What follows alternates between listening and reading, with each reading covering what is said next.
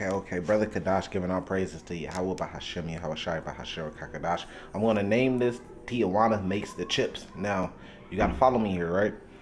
Tijuana makes the chips, but the mark is obviously the mark of the beast still. And it goes back to Esau. Why? Because Esau is the one that's in power and that's going to mandate, the MOTB, by the way of the chips and everything like that. So just because he probably don't make them globally, they have these places like Tijuana and stuff, Moab, Ammon, and all them, they all go hand in hand with Esau. All the other nations go to hand in hand with Esau, even though all the other nations are not a part of the beast. I must repeat, Russia, China, that's not a part of the beast. But the beast, which the great horror rides upon, is America. And that goes back to the Edomites, which is the ruling class in America. They're going to mandate these chips, and they're going to use AI technology with them, in order to buy, like it says, buy or sell, So let's start off with Revelation 13. Straight to the point, and then let's let this video play so I can show you a couple things. Revelation 13, verse 15, and he had power to give life into the image of the beast. So who has the power? It says that the image of the beast should both speak. Who has power over the world right now? The Edomites. And because that as many as will not worship the image of the beast should be killed. And he calls of all, both small, great, rich, and poor, free and bond, to receive a mark in their right hand or in their forehead. So that's why I'm naming this Tijuana Makes the Chips, because they do. They play a big part in making chips, chips for all different types of things, chips for your phone, chips for your car, and eventually chips for you, but the beast, like I said, which that great horror that rides upon the beast, which is Mystery Babylon, which is America, which really is just breaking down the Edomites that are in power, let's go.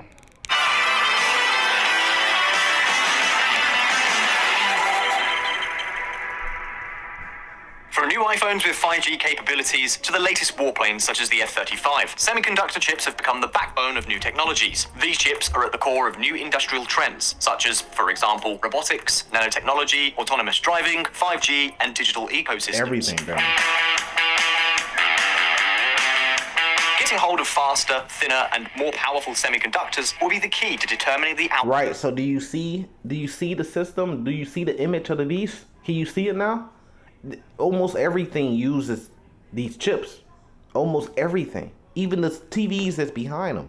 And like he said, so the key is making them smaller, faster, and stronger. Eventually all the way to the size of a grain of rice. Or even smaller, a nano chip. But they're going to be way more powerful. You see, your phone that you have is way more faster, powerful, and smaller than the original first computer that came out. That's advancement of technology. That's where this is heading. Even with the cash. They're going to get rid of... That's an old system. Paper cash. Fiat cash.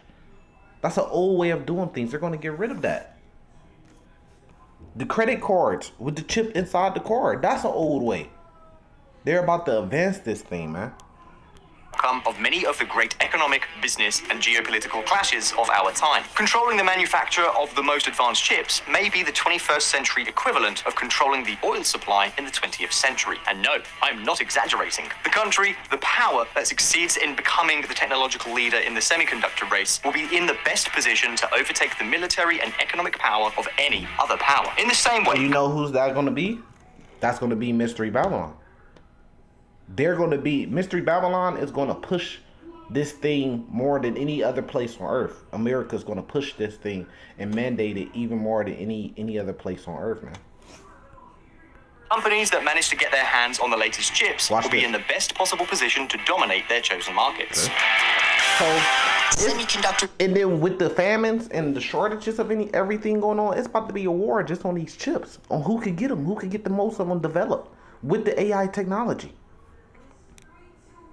Are no longer just components, but strategic resources that all major economies must secure. Arissa Liu, analyst, Taiwan Economic Research Institute. As you can imagine, we are talking about an issue that is generating enormous geopolitical tension between the two great powers of our world, the United States and the People's Republic of China. Without digging too deep. Why is the United States always involved in something? Because that's Mystery Babylon. So I'm happy I pulled this video just to kind of give you insight on more things. You know, just to give you more insight. America's always the first one there. Always have to do with something.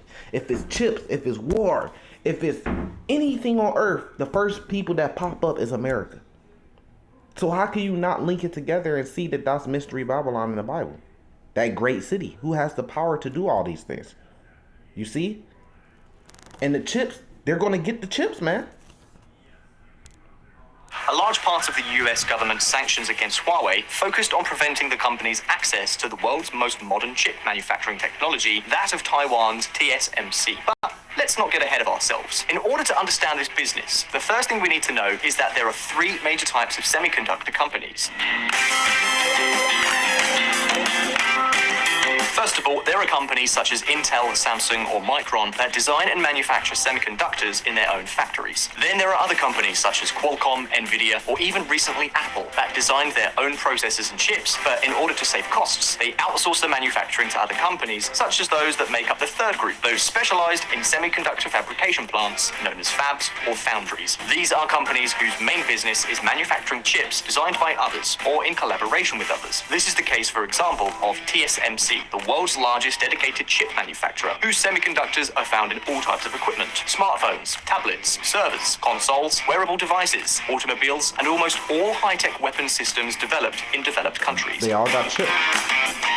Even the nukes got chips in them, man. And having clarified this point, the other aspect we also need to keep in mind is that right at this very moment, at the beginning of 2021, the world and the major companies are facing a demand for chips that is much greater than the supply. Yeah, and and it's easy. See, it's easy for the Lord to shut down these nuclear weapons. It's easy for the Lord to guide and control these nuclear weapons, man. Why? Because they got chips in it. Anything that has a chip in it, the Lord is going to have power over it to shut it down. Just shut down the chip. So really, they setting themselves up. They blessing, which they believe is the chip, right? And they weapon, right? Which they use the chips in their weapons, like it just said. So really, the chip is the mastermind even behind the sword that Esau has. But that main weapon, right, is going to be their curse too. That's why the Lord, there's been sightings and there's been, talks about jets running into UFOs, and then the UFO will shut down the jet and shut down its power system and control it. Because it can control that chip. The chip is like the brain that thinks and tells it. When you press a button, that goes through the chip. And then the chip, it's like your brain kind of to your body.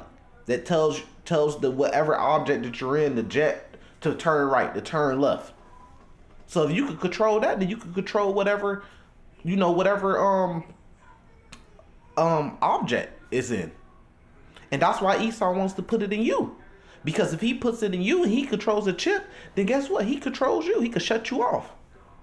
And then if he put the brain chip in you, then shit, he could control you mentally.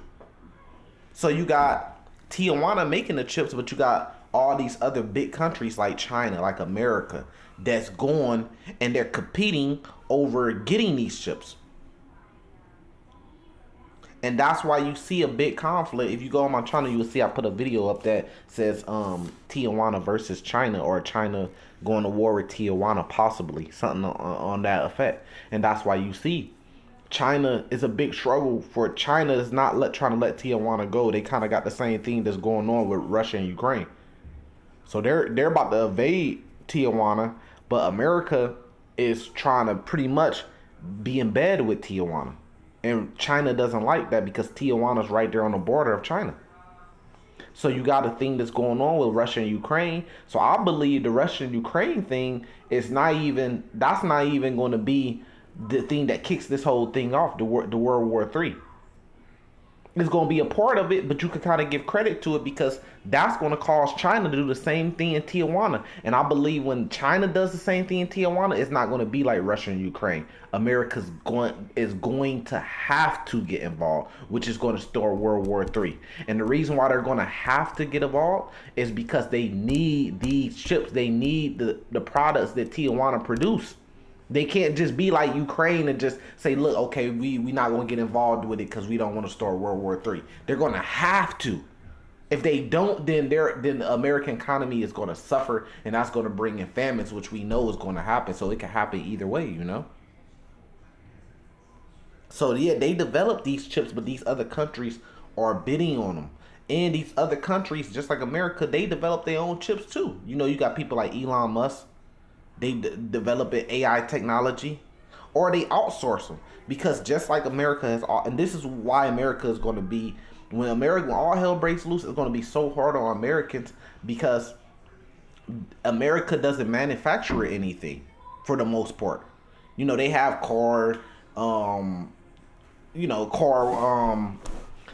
different car warehouses and manufacturers and stuff like that around America, but really for the most part they outsource everything.